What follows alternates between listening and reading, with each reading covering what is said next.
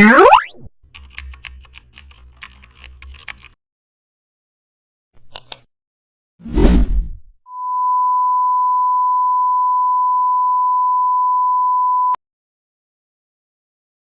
this tutorial, we're designing a YouTube banner using Frame Mask for precise image control.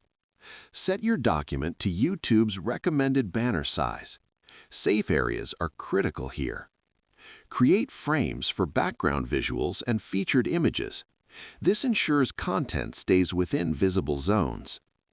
Drop images into frames and adjust positioning carefully. Important elements should remain centered and readable on all devices. Frame Mask allows quick image swaps for seasonal or branded updates.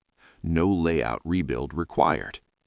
This workflow keeps banners flexible and professional. Practice this method to design confidently and efficiently.